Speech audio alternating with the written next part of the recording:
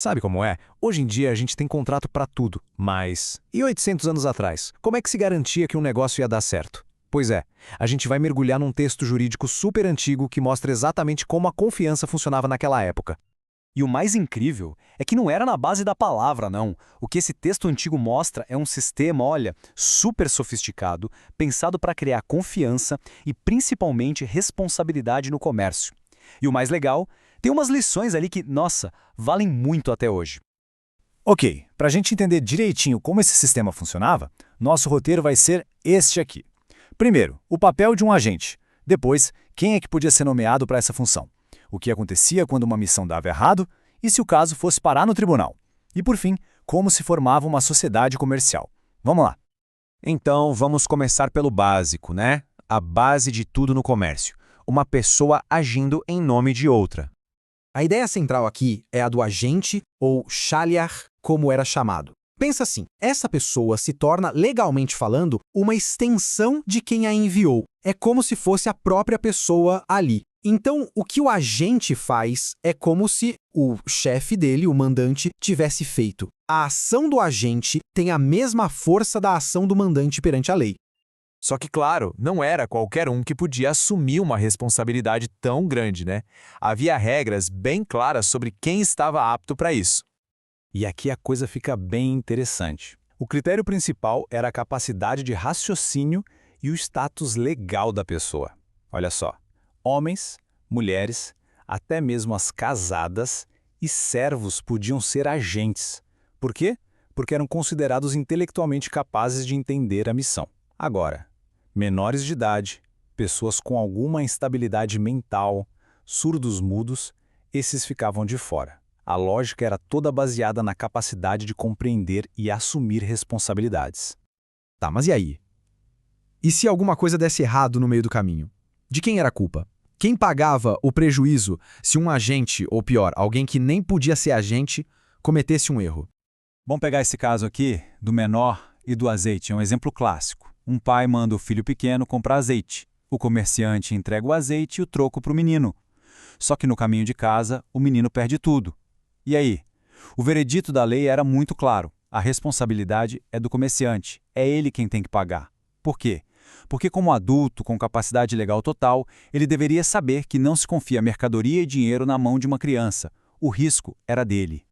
A lógica por trás disso é o ponto-chave. A responsabilidade sempre caía sobre quem tinha a capacidade legal de entender o risco. O pai mandou o filho só para dar o recado, sabe?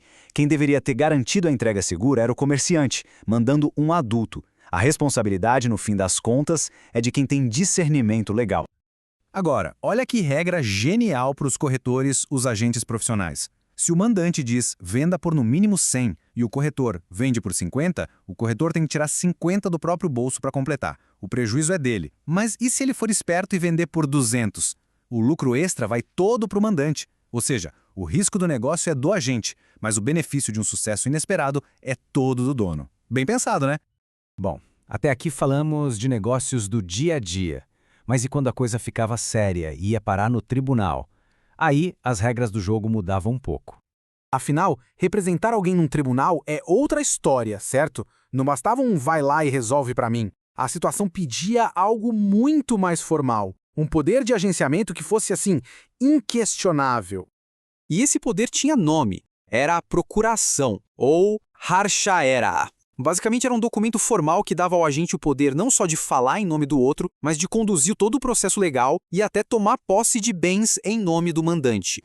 E para conceder essa procuração não era de qualquer jeito, tinha um ritual. Precisava de um documento público, um ato simbólico de aquisição chamado quinhã, e o mandante tinha que dizer palavras específicas, algo como: vá ao tribunal, adquira o que é meu e tome posse para si mesmo. Sem toda essa formalidade, o réu podia simplesmente olhar para o agente e dizer: ué, mas eu não devo nada para você. Era essa formalidade toda que dava legitimidade ao agente ali na corte. Ok, já vimos a relação de agente que é mais hierárquica, né? Agora a gente vai mudar o foco para uma colaboração entre iguais, a formação de uma sociedade.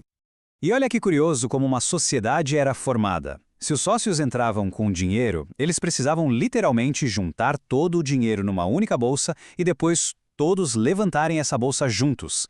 Era um ato físico. Agora, se a sociedade fosse formada com bens, tipo vinho ou mel, um ato simbólico de aquisição já bastava. Por que essa diferença?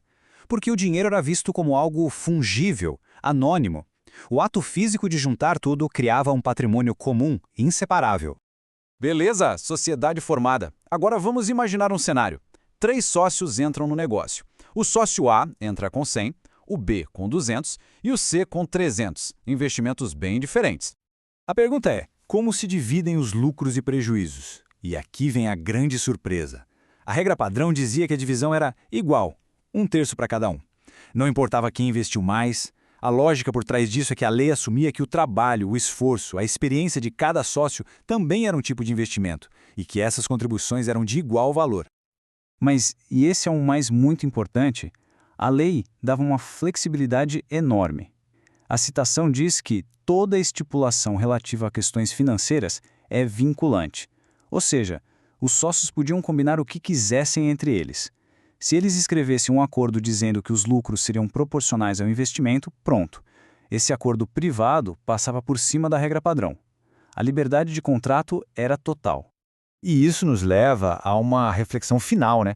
Será que essas regras tão antigas, baseadas em consentimento explícito, responsabilidade clara, acordos bem definidos, será que elas não têm lições importantes para o nosso mundo de hoje, que é tão descentralizado e complexo?